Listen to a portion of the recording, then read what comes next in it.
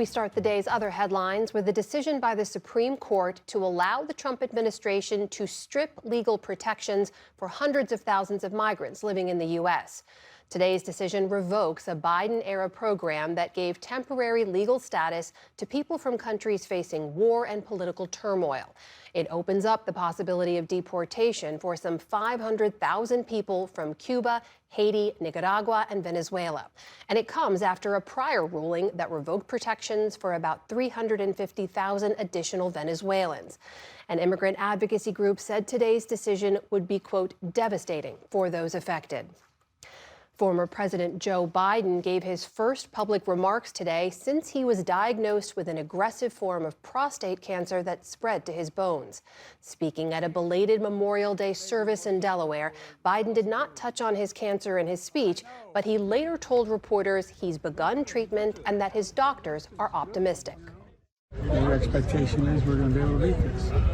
It's not in any organ. It's my bones are strong. It hasn't penetrated, so I'm feeling good. Biden also pushed back on members of his own party who've questioned his mental and physical faculties while in office and whether he should have run for president.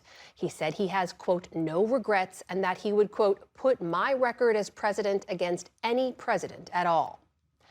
Dozens of wildfires are raging in Canada's Manitoba province, forcing thousands to evacuate and threatening the air quality for millions in the upper Midwest of the U.S. Massive plumes of smoke could be seen from space, and they're forecast to travel south to Minnesota, Wisconsin, and Michigan. Meanwhile, the western U.S. is dealing with its first major heat wave of the year. More than 18 million people are under heat alerts, with the potential for temperatures to top 100 degrees in some areas and even break records.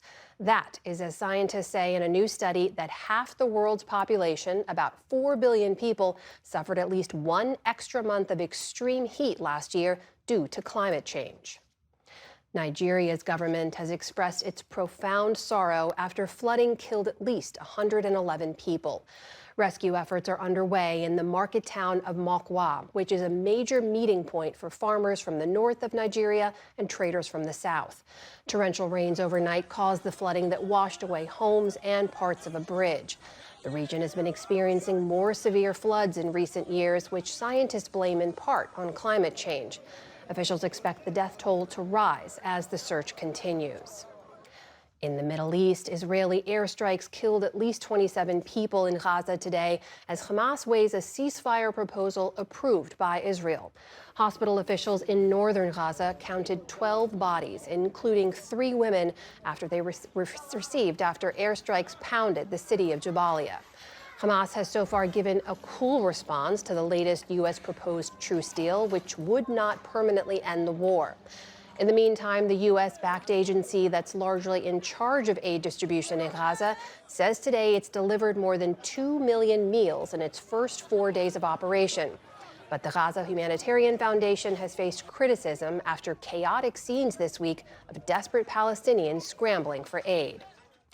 In the UK, prosecutors accused a British man of deliberately using his car as a weapon when he drove into a crowd of Liverpool soccer fans earlier this week.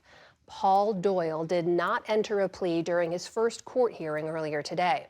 He's charged with 7 counts, including dangerous driving and intentionally causing grievous bodily harm. The 53-year-old allegedly injured 79 people earlier this week during a celebration for Liverpool's Premier League championship. The charges carry a maximum sentence of life in prison if convicted. PBS filed a lawsuit today in U.S. District Court suing the president to block his executive order that would cut all of its federal funding. It follows a similar complaint filed by NPR earlier this week. The lawsuit, filed by PBS and Minnesota public TV station Lakeland PBS, says President Trump's order violates laws that, quote, forbid the president from serving as the arbiter of the content of PBS's programming. It also claims the order would, quote, upend public television, which airs everything from children's programming like Sesame Street to news like Frontline and this broadcast. Mr. Trump's executive order, issued earlier this month, demanded that the Corporation for Public Broadcasting cut funding to NPR and PBS, arguing they are politically biased. Wall Street ended the month of May on a quiet note following a hectic week dominated by headlines about tariffs. The Dow Jones Industrial Average added about 50 points on the day. The Nasdaq slipped around 60 points, or about 1/3%. The S&P 500 ended the week virtually unchanged. And Taylor Swift is taking control of her entire body of work. The pop superstar said today she's bought her back catalog of recordings from their most recent owner, private equity firm Shamrock Capital. She did not say for how much. Swift has been re-recording many of her first albums since they were sold in 2019 as part of a larger acquisition of Nashville record company Big Machine. In a post announcing the news today, she said, quote, "The best things that have ever been mine finally actually are." And the Scripps National Spelling Bee has a new champ after a roller coaster night where the winner almost lost. Faizan Zaki of Texas fell to the floor in triumph after correctly spelling the French word éclaircissement, which roughly means clarification. Zaki was the runner-up last year, but it almost wasn't his night. The 13-year-old rushed and misspelled a word earlier in the evening, which allowed his two remaining rivals back into the competition. In the end, Zaki beat out 8 other finalists to take home the grand prize of $52,000. Congratulations to him. Still to come on the NewsHour. Members of Congress face voter frustration at town halls over the Trump agenda. David Brooks and Jonathan Capehart weigh in on the week's political headlines. And author James Patterson discusses his new book on what he considers his most important role. This is the PBS NewsHour from the David M. Rubenstein Studio at WETA in Washington and in the West from the Walter Cronkite School of Journalism at Arizona State University.